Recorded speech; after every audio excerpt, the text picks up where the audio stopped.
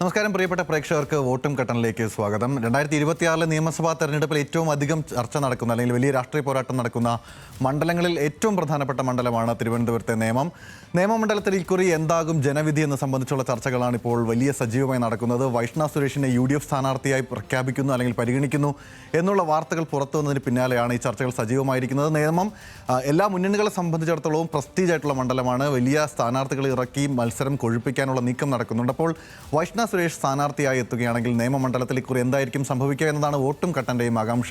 ഇന്ന് വോട്ടും കട്ടനിലും എന്നോടൊപ്പമുള്ളത് സുജിത് ചന്ദ്രനും രുജീഷ് വി രവീന്ദ്രനുമാണ്. രണ്ടുപേർക്കും സ്വാഗതം.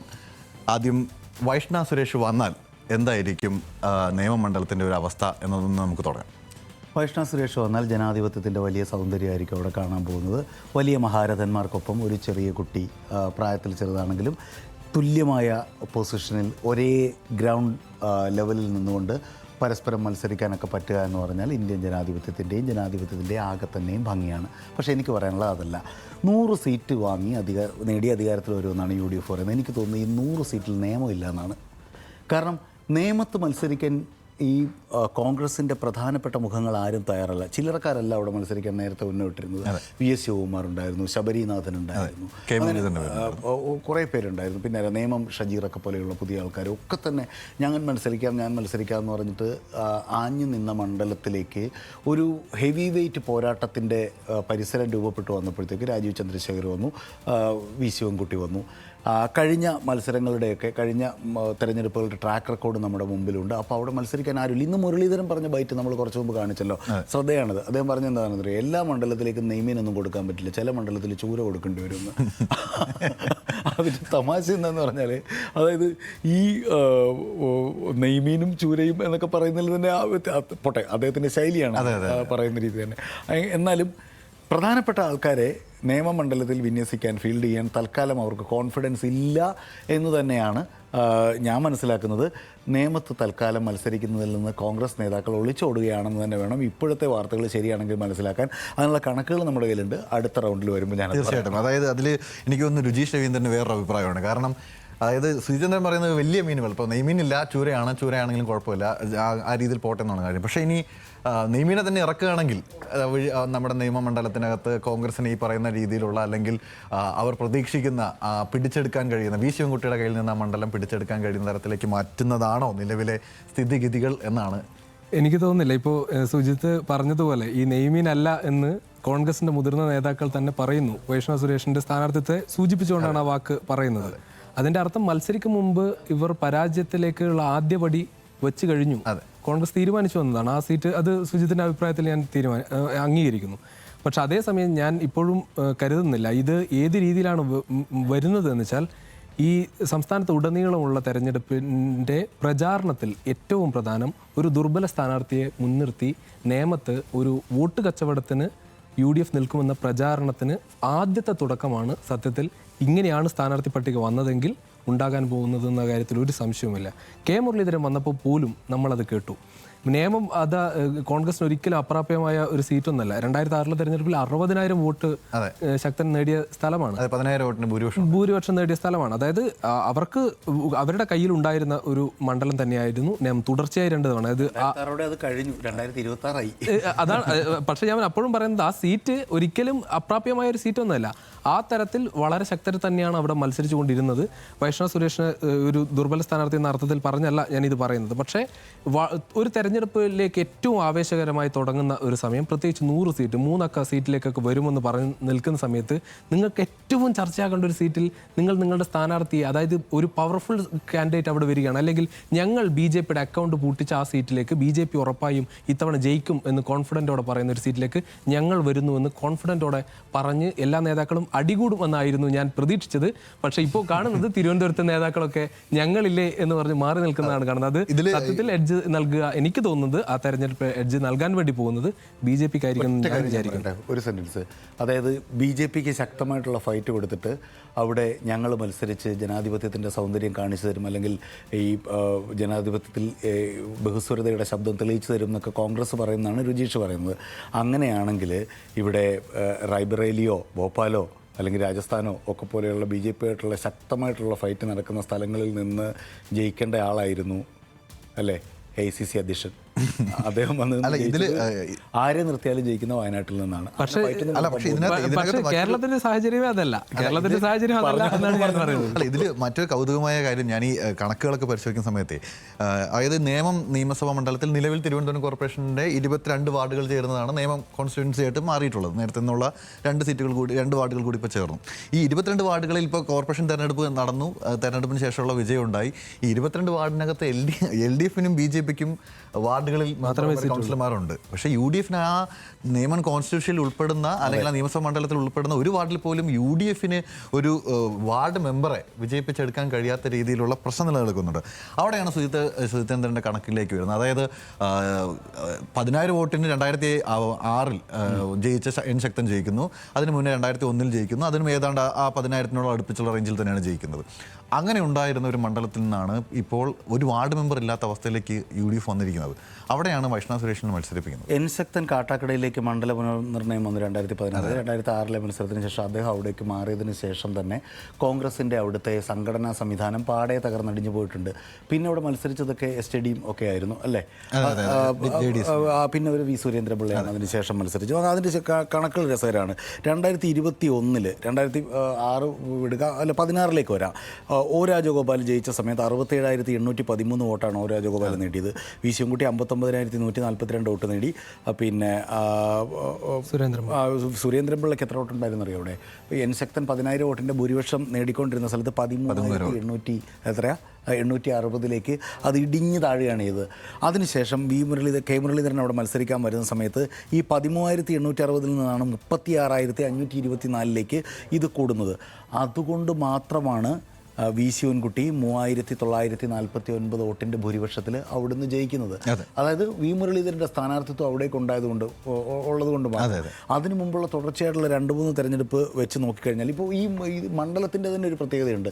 നേരത്തെ N ശക്തൻ മത്സരിച്ച സമയത്തെ നിയമമല്ല ഇപ്പോഴത്തെ നിയമം.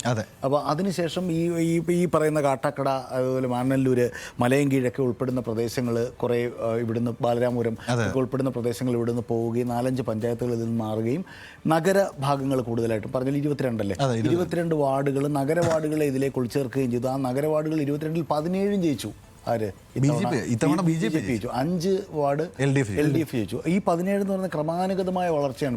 ഇതിനകത്തൊരു രസകരമായ കാര്യം, ഈ 17 വാർഡുകളിൽ ആരൊക്കെയാണ് BJP ജയിച്ചെന്ന് നോക്കുമ്പോഴേ തിരുവനന്തപുരത്ത് BJPയുടെ വലിയ മുഖമായി നിൽക്കുന്ന കരമന അജിത്, GS ആശാനാഥ്, പിന്നെ നീലകണ്ഠമര ഹരി, അതുപോലെ തന്നെ V ഗിരി, ഇങ്ങനെ തുടങ്ങിയിട്ടുള്ള തിരുവനന്തപുരത്തെ അതായത് BJPക്ക് ഇത്രമാത്രം ശക്തി സ്വാധീനമില്ലാത്ത കാലത്തൊക്കെ ഇപ്പം ഞാനൊക്കെ തിരുവനന്തപുരത്ത് ജനിച്ച് വളർന്നിട്ടുള്ള ആളാണ്. അപ്പം നമ്മുടെയൊക്കെ ചെറുപ്പത്തിൽ അവിടെ പോകുമ്പോൾ നമ്മൾ പോസ്റ്ററുകളിലോ അല്ലെങ്കിൽ ഇതിലൊക്കെ കാണുന്ന തരത്തിൽ ആ കാലം മുതൽ BJPയുടെ സംഘടനാ പ്രവർത്തനവുമായി നിന്നിരുന്ന ആളുകൾ ഇപ്പോൾ കൗൺസിലർമാരായി ജയിച്ചു വരികയാണ്. 17 സീറ്റുകൾ നിയമമണ്ഡലത്തിലെ വാർഡുകളിൽ, അതായത് നിയമമണ്ഡലത്തിലെ 17 വാർഡുകളിൽ BJP ജയിക്കുന്നു.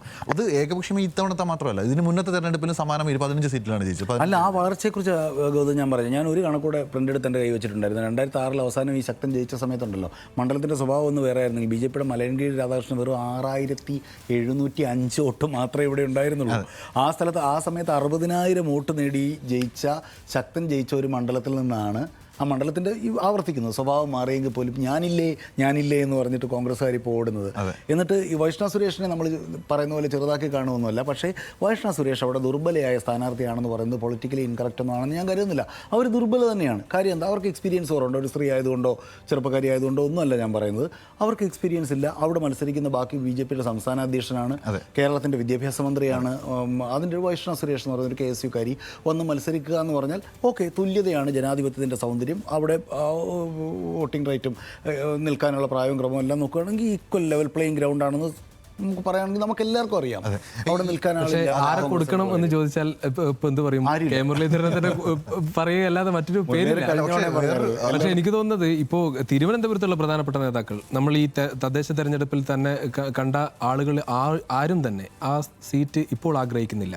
പോയി തോറ്റ് നിൽക്കണമെന്ന് ഇപ്പോൾ തിരുവനന്തപുരത്തെ പ്രധാനപ്പെട്ട കോൺഗ്രസിൻ്റെ ഒരു നേതാവും ഇപ്പോൾ ആ സീറ്റ് ആഗ്രഹിക്കാത്ത അവസ്ഥയിലേക്ക് കാര്യങ്ങൾ എത്തി എന്നുള്ളതാണ്. കാരണം പക്ഷേ എനിക്ക് ഇതിനകത്ത് കൗതുകരമായി തോന്നിയത് നേമം ഷജീർ ഇതുമായി ബന്ധപ്പെട്ട, അതായത് ഈ നേമം ഷജീറിൻ്റെ പേരൊക്കെ നമുക്ക് ഉയർന്നു വരുന്ന ഘട്ടങ്ങളൊക്കെ നമുക്ക് അറിയാവുന്നതാണ് ഈ രാഷ്ട്രീയ മാങ്കൂട്ടത്തിലുമായിട്ട് ബന്ധപ്പെട്ടാണ്. പക്ഷേ അപ്പോഴൊക്കെ വലിയ കരുത്തനായ നേതാവെന്ന നിലയിൽ കോൺഗ്രസ്സുകാർ തന്നെ പറഞ്ഞ് സ്ഥാപിക്കാൻ ശ്രമിച്ചിരുന്ന നേതാവാണ് നേമം ഷജീറിൻ്റേത്. യൂത്ത് കോൺഗ്രസ്സുകാർ പോസ്റ്റ് ഇടുന്നു, കോൺഗ്രസ്സുകാർ മറ്റേ സ്വീകരണം നൽകുന്നു, അങ്ങനെ വലിയ തരത്തിലുള്ള ചർച്ച നടക്കുന്നു. പക്ഷേ ഷജീർ പോലും എനിക്ക് ഈ സീറ്റ് വേണമെന്നുള്ളൊരു അഭിപ്രായത്തിലേക്ക് വരുന്നില്ല. ഷജീർ പോലും പറയുന്നത് ബാക്കി രണ്ടുപേരും പറയുന്നത് സെൻട്രൽ വേണം. അതെ, സെൻട്രൽ സി പി ജോണിന് കൊടുക്കാൻ നടക്കുന്ന വേറെ കുറച്ച് പേര്. സി പി ജോണിനാണെങ്കിൽ ആ തിരുവനന്തപുരത്ത് ജീവിക്കുന്ന ആളാണെങ്കിലും സെൻട്രലിലെ ഒരു ഏതെങ്കിലും ഒരു വാർഡിൽ കൊണ്ട് നിർത്തിയാൽ ഇതാരാണെന്ന് ചോദിച്ചാൽ പറയത്തില്ല. അതെ, ഇപ്പൊ ശിവകുമാർ പോലും ചോദിക്കുന്നില്ല എനിക്ക് അന്ന് തിരുവനന്തപുരം സി പി ജോണിന് കൊടുത്തു, എനിക്ക് നിയമം തന്നാൽ മതി എന്നൊരു അങ്ങനത്തെ ഒരു നീക്കുപോക്കിന് പോലും തയ്യാറാകാത്ത രീതിയിൽ ഇവരെ പേടിപ്പിക്കുന്നത് എന്ത് ഘടകമാണെന്നുള്ളതാണ് പ്രധാനപ്പെട്ട കാര്യം. പേടിപ്പിക്കുന്ന ഘടകം ഇത്രയേ ഉള്ളൂ. ഏറ്റവും അവസാനമായിട്ട് ഞാൻ ഒരു കണക്കൂടെ പറയാം. തദ്ദേശ കണക്ക് നോക്കുകയാണെങ്കിൽ NDAക്ക് 48,945 വോട്ട് കിട്ടി. ഏറ്റവും അവസാനത്തെ ഈ പാർലമെൻറ്റും എല്ലാം കഴിഞ്ഞതിന് ശേഷം LDFന് 41,032 വോട്ട് കിട്ടി. ടോട്ടലാണ് എല്ലാം കൂടെ എടുത്ത് നോക്കുമ്പോൾ. പിന്നെ UDFന് കിട്ടിയ എത്ര തന്നെയോ 22,197 വോട്ട്. ഒരൊറ്റ വാർഡ് പോലും ജയിക്കാനും പറ്റിയില്ല. 22. പക്ഷേ ഇതിൽ മറ്റൊരു പ്രശ്നം, അതായത് 7,000 വോട്ടിന്റെ ഭൂരിപക്ഷം നിലവിൽ ഇപ്പോൾ സുജിത്ത് പറഞ്ഞ കണക്കനുസരിച്ചാണെങ്കിൽ കൃത്യമായി 7,000 വോട്ടിന്റെ ഭൂരിപക്ഷമാണ് ഈ തദ്ദേശ തെരഞ്ഞെടുപ്പിന്റെ ഭാഗമായി നിയമത്തുള്ളത്. ഇത് ഭയന്ന് കോൺഗ്രസ് ഈ അർത്ഥത്തിൽ പിന്നോട്ട് പോയാൽ ഇത് സംസ്ഥാനമാകെ തന്നെ കോൺഗ്രസിന് തിരിച്ചടിയാകും ഈ തരത്തിൽ എന്ന കാര്യത്തിൽ ഒരു സംശയമില്ല.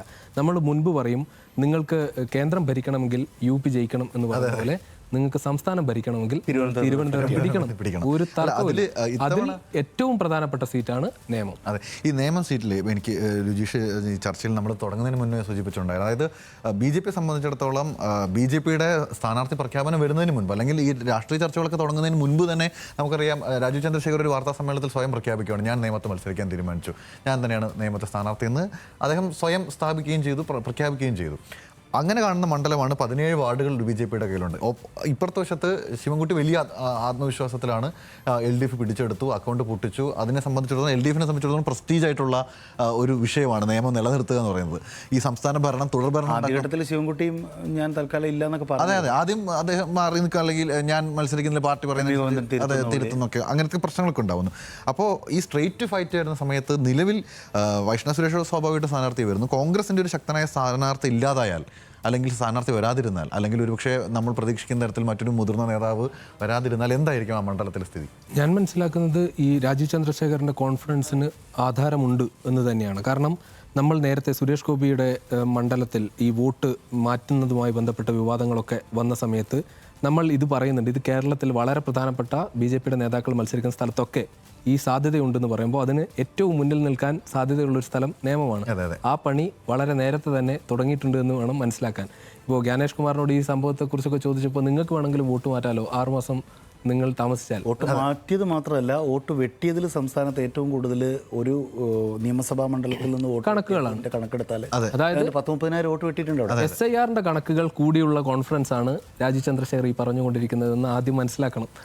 ആ അർത്ഥത്തിൽ നേമത്ത് പണി BJP തുടങ്ങിക്കഴിഞ്ഞു, അത് വളരെ നേരത്തെ തുടങ്ങിക്കഴിഞ്ഞു. അതിൻ്റെ കോൺഫിഡൻസ് അദ്ദേഹത്തിനുണ്ട്. അദ്ദേഹം തന്നെയാണ് സ്ഥാനാർത്ഥി എന്ന കാര്യത്തിൽ കേരളത്തിൽ ആർക്കെങ്കിലും സംശയമുണ്ട് എന്ന കാര്യത്തിൽ അതൊരു പ്രഖ്യാപനം, ഒരു ദേശീയ തലത്തിൽ നിന്ന് ഒരു പ്രഖ്യാപനം വരേണ്ട കാര്യം മാത്രമേ ഉള്ളൂ.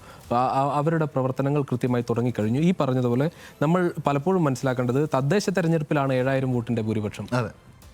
ലോക്സഭാ തെരഞ്ഞെടുപ്പിൽ അതിലേറെയാണ്.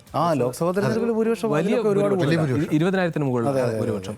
അതായത് ലോക്സഭാ തെരഞ്ഞെടുപ്പിന് സമാനമായി കണക്ക് കൂട്ടിയാൽ, അതായത് ഒരു നിയമസഭയെ ആ അർത്ഥത്തിൽ എടുത്തു കഴിഞ്ഞാൽ ഓൾറെഡി അവിടെ ജയിച്ചു കിടക്കുന്ന അവസ്ഥയിലാണ് BJP നിൽക്കുന്നത്.